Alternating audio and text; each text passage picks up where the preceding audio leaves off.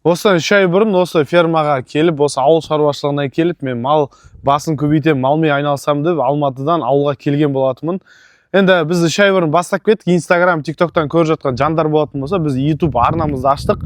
Құрметті көрермендер, бұл біздің алғашқы видеомыз, Дос Агро көрермендері. Бұл біздің видеоларымыз Дос Агро медиа платформасы деп аталады. Жалпы біздің кішігірім YouTube'тағы көрермендерімізге өзіміздің фермамызды таныстырып өтейік. Алғашқы видеолардың бірі болсын. Келдік жүр көрсек.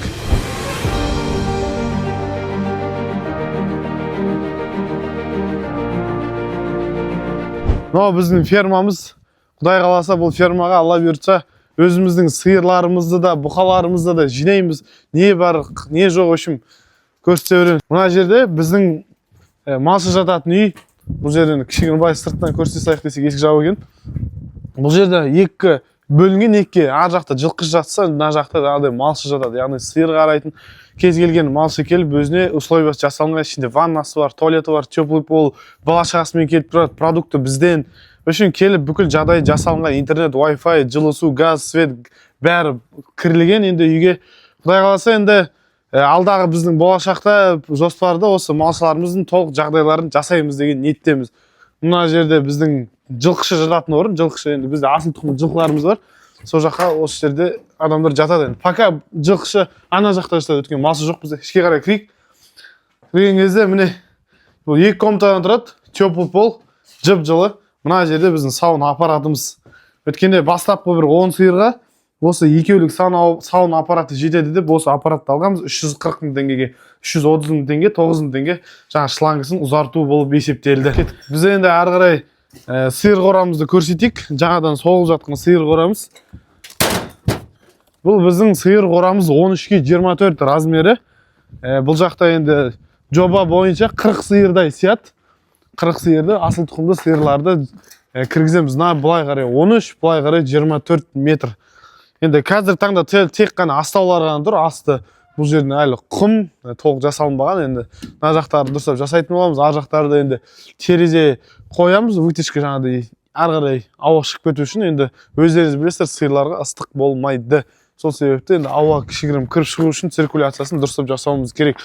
Бұл қорада енді Алла бұйыртса жақын арада жазда енді көктем келді. Көктем басында ремонтын толық бітіріп, ары қарай біз өзіміздің сиырларымызды әкеліп осы жерге тығатын боламыз. Енді қазір сіздерге енді сиыр емес, бұқа қорамызды көрсетейік. Бұқа қорамыз ішінде не бар, не жоқ көреміз. Бізде енді келесі қорамыз бұл аткормочный қора. Бұл жерде бұқаларымыз да бар, және қойларымыз да бар. Ішіне кіріп көрсетейік. Міне біздің қорамыз. Әзірге бір 10 шақты қой ғана тұр. Қозыларымен бірге. Ана жақты көрсетіп қойсаң болады. Ана жақта енді жоба бойынша мына жерге 100 қой сияды. Есеп бойынша. Екінші бөлімі бар. Екінші бөлім мына жерге де 100 қой сияды. Міне біздің аткормочный бұқаларымыз тұратын орын. Бұл жерге енді есеп бойынша 68 бас бұқа сияды. Енді бұлай ұзартсақ тағы 100 басқа дейін жетеді. Міне осы біздің қорамыз. Ары қарай көрсетейік. Міне кәдімгі толық енді кішігірім автоматизацияланған деп айтсақ болады. Мына жақта тұрады. Мына жақта жаңағыдай отходтар болса, мына жаққа түсіреміз, мына жақтан прямой шығарып жібереміз. Осы жақтан арбаға салып, сыртқа шығарып тастайды. Енді аткормочный осындай бізде площадка бар. Құдай қаласа енді алдағы уақытта біз мемлекеттік қолдаулар бұйырса шығады дейді. 5-6%, сол пайызбен енді өзіміздің крейстарды, мрейс жаңағыдай бағытындағы малдарды алатын боламыз. Келесі бөлімде бізде мына жақта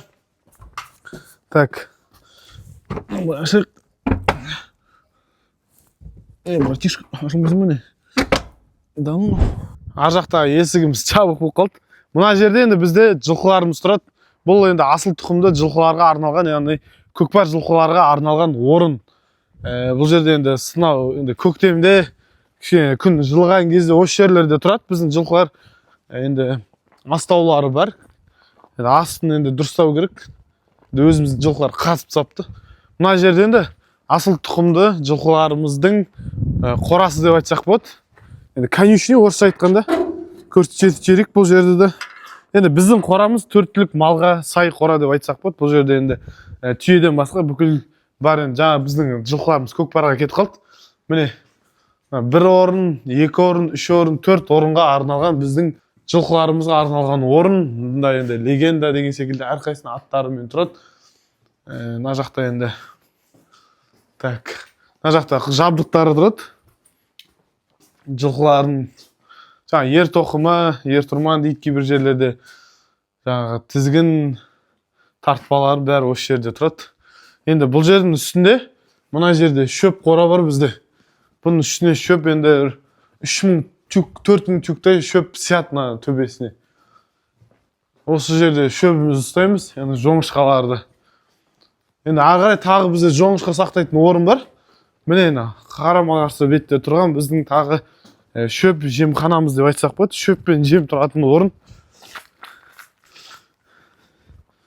Міне мына жерде төбесі де бар, төбесі жабылған жоқ, бірақ міне осы жерде дробилка тұр, бір емес екі дробилка тұр.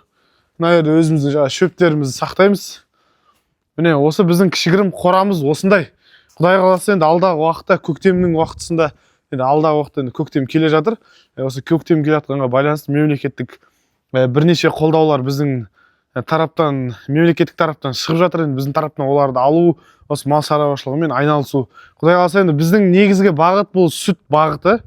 Яғни сауынды асыл тұқымды сиырларды алатын боламыз. Сементал породасын. Құдай қаласа біздің арнамызға жазылып, қарап, өздеріңізге осы мал шаруашылығына қызығатын достарыңызға осы видеоларды жіберіп қолдап отырыңыздар. Бұл арнада, бұл YouTube каналымызда біздің әртүрлі бағытта жұмыс жасайтын фермерлерден біз сұхбат алып, әртүрлі бағыттағы фермерлерден ақпаратын алып, тәжірибесін мен сіздерге пайдалы ақпарат ретінде біз жүргізетін боламыз. Тек қана сұхбат ғана емес, ол жақта енді әртүрлі рубрикаларда жүреді. Тек қана фермерлерде емес, осы фермерлерге кредитование алып беретін консалтинговый компанияларды түсіретін боламыз, подкасттар түсіретін боламыз, реалити шоуларды да түсіретін боламыз. Енді біздің алдағы жоспарда осы арнамызға 100 000 подписчик жинау жылдың аяғына дейін. Құрметті достар, бізге тіркеле кетіңіздер. Дос Агро Медиа сіздер үшін жақсы пайдалы ақпараттарды беруге үнемі дайын. Біздің канал тек қана сөзбен емес, нақты іспен және цифрамен көрсететін ақпараттық каналдардың бірі. Сау, саламатта болыңыздар.